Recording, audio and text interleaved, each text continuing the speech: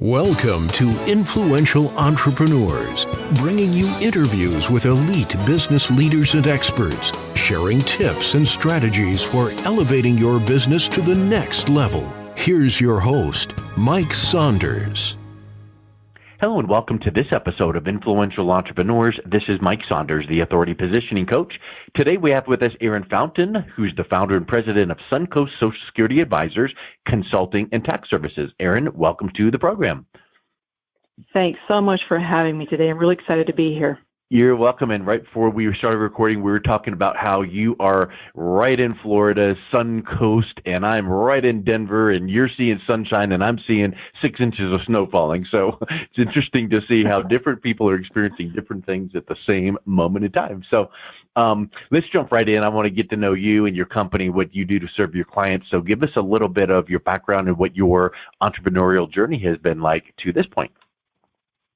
Sure, Mike, and thank you. Well, I have been in corporate accounting for a number of years, and at one point, my mother needed my help, so I took a little bit of an exit there, and I found out there was quite a huge universe in Social Security and Medicare, and that she also had years of taxes that had not been filed.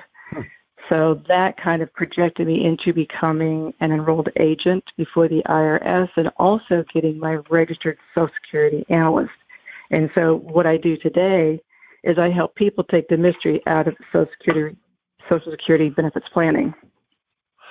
And that's what I really want to dive into in a second here, because I think that a lot of people have a misconception and they go, oh, retirement, Social Security equals this age equals let's check these boxes and file and next. And there's so much more that goes into it than that, right? I mean, do you, when you start talking with someone for the first time, what are some of their misconceptions similar to that, where they're like, oh, well, I just need to, and you're like, that's one of the factors, but first let's back up and start with this.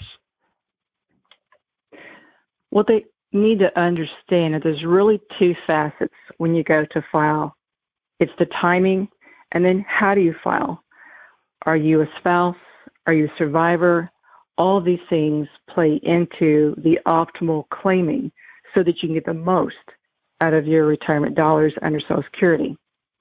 And it's not just about, as you're saying, oh, you pick an age and that's it, because there's a lot of consequence.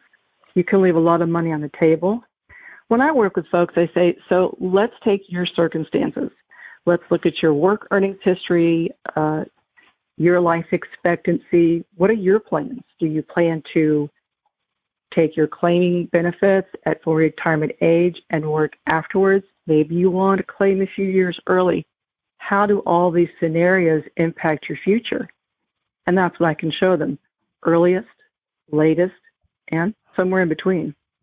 You know, in engineering, I'm pretty sure that this is an engineering thing, IFTTT, if this, then that.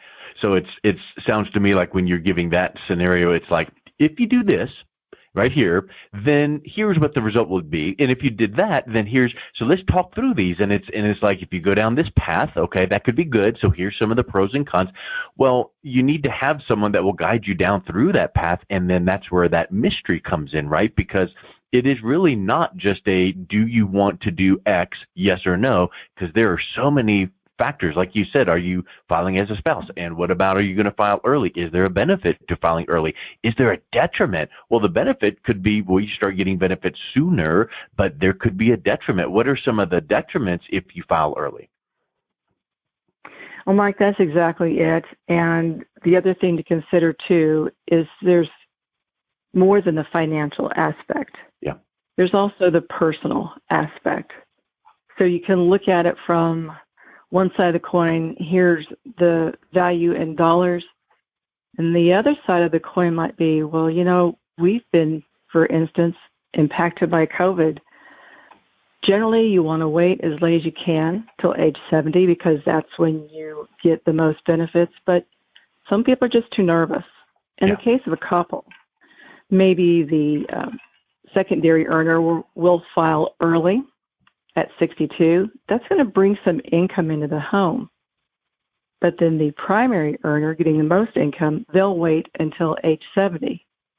And the beauty of that is down the road, whatever the survivor spouse receives kind of makes up the difference in the person who claims early. Okay. So all these things filter in together, and kind of recap what you said. There's planning is necessary, and there's always a consequence to your planning. Yeah. And now I am not in your realm of being certified and professional and all of that in Social Security, but I've heard that once you make a decision, it's pretty much irrevocable. So it's not like you can go, I'll do this for now, and then next year I'll change it, and then, the next year something else came up, so I'm going to swap it back to. So you need to know these things really well planned out ahead of time so that you make that decision, right? Well, you do have a few options, though. Let's say we have a worker today, and maybe they're a realtor, and they've not been doing well, and they decide to take their benefits claiming at age 62, just so they can have some income coming in.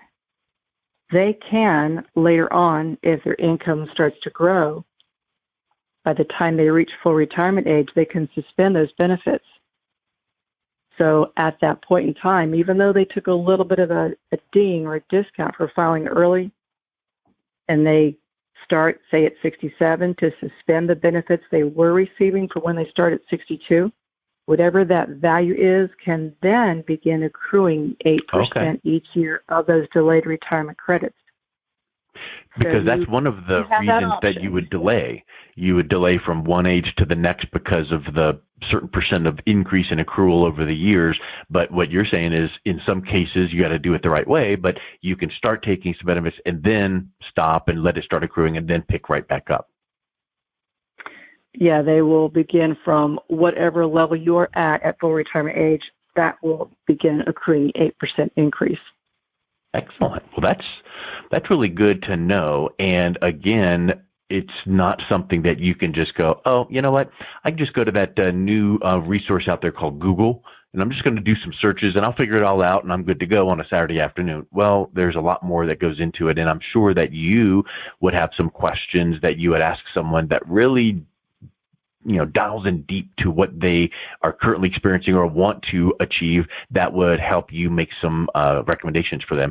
Can you think of something where a time where you've worked with a client and it was like, you know what, because you told me this, I think that now you should consider this option, and then it really just opened up some really great things for them, maybe even uncovered benefits that you didn't think of initially because you just asked the right questions?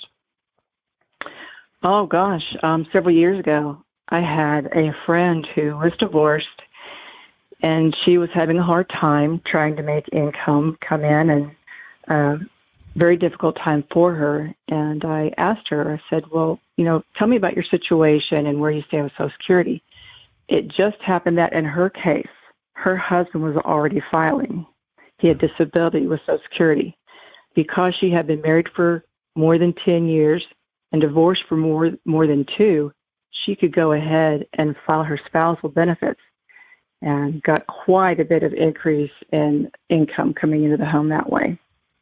And me just thinking, as an individual, I would have thought, well, I'm divorced over 2 years, and that's not an option for me. So how can I make ends meet? Well, it pays to talk to and work with someone like yourself to go, ooh, here's this formula. And if you've done this and you've weighted this and okay, let's file. And now all of a sudden it's like, I never would have dreamed that was possible for me.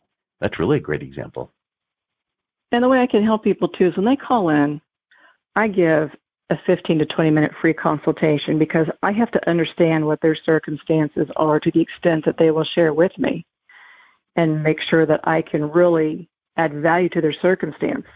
And if we feel that I can, then we set the appointment up. Yeah. And it kind of makes me think too, of course, ready, aim, fire. So too many people are like, fire, fire, fire. And then we're not aiming, we're not even ready, but you're going ready, aim, because you do need to make sure you understand every nuance to be able to make the right recommendation. In medical terms, if you do it the wrong way, it's malpractice. You can't just walk into the room and give a diagnosis and a prescription and you didn't ask all the right questions. So that's really great that you do that, and it just goes to serve your clients better. So when you think of retirement or retirement/Social Security, like we're talking about here, when should someone be thinking toward that? Because I feel like a lot of people tend to just put it off and wait to the last minute. And it's like, oh, if we had only started doing this strategy or doing this, a few years earlier. So when is some optimal times to be thinking about making some moves? I think at least by the age of 58, because even though retirement today is still out there, it's really good to look down that lens, look down the horizon. And if you're working with a financial advisor or financial planner, then you can then take the analysis that I provide and walk it to them and say, here's even, a complete picture, because I work with financial providers a lot, and that helps to round out a portfolio. And then someone else might get the motivation then to go seek out and get the assistance further from a financial planner.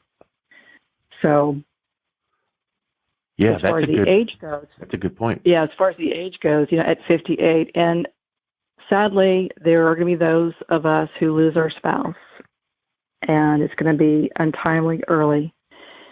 Widow and widower's benefits start, in most cases, around age 60. Now, that can be a little bit different if there's a child at home. Other circumstances can come into play, but that's a little beyond the scope of our conversation today. But the point is, you really need to know for your retirement benefit if you encounter widow or widow's benefit at least 2 years before age 60. Excellent. And you mentioned working with other types of professionals like financial advisors. Do you support them, or do they view you as a competitor? Or, if you can't do securities and investments and things, then you're not a competitor. You're just a support to them and their clients. There's kind of 3 points to consider on that. And I think at first blush, you think, oh, you guys do compete. Mm-hmm. Well, I don't see it that way. There is a little bit of an overlap. I don't sell and manage securities because I'm not licensed to do so. Mm-hmm. And financial planners do have in their tool set the ability to look at Social Security, but I project it to the years of income throughout the whole life of retirement. So really what happens for the benefit of the client is they have two sets of eyes looking and planning for them. We definitely complement each other. I don't see it as competition at all. Yeah. Because typically a financial planner, even though they may speak to Social Security, it's all framed around, because we need to make these selections and elections, then we must make these financial moves. Well, that means then that they are executing on financial strategy, which is what they do. Great. But what you're saying is you're not licensed to do those moves and strategies, but you're talking about the strategy of Social Security. So it's almost like you polish up the client's strategy blueprint and send them right back to the advisor and go, okay, here's now everything you need to think about when executing your financial moves, and here's the Social Security blueprint per se. And then that would be a wonderful service back to the financial professional. I like to look at myself as someone that is supporting them, and we work in tandem together. Yeah, exactly. That's a really great point. So what are some final thoughts on if someone is thinking about, I'm around 58 or maybe 60 and maybe I need to polish up, what is the first step to reach out, connect with you and learn a little bit more? And then obviously you talk about the free consultation session. So from there, what are some of the steps forward and what they can expect in working with you? What they can do is go visit my website. And that is altogether suncoastsadvisors.com. My number is 941-248-3638. If they visit the website, then they can kind of get a sense of my personality. I also have a tab on there called News, which I try and post articles about twice a month that are informative and a little bit aside of mainstream as far as what you read in the paper. I like to take a deeper dive into topics when it comes to Social Security. And if they like what they see, there are forms on there that they can either call me or respond by filling out the form, and then I will give them a call back. Excellent. Well, Erin, it's really a pleasure to have you on today talking about this really relevant topic. So thanks for coming on, and we'll make sure to have your direct link to the website right in the show notes. Thank you very much. You've been listening to Influential Entrepreneurs with Mike Saunders. To learn more about the resources mentioned on today's show or listen to past episodes, visit www.influentialentrepreneursradio.com.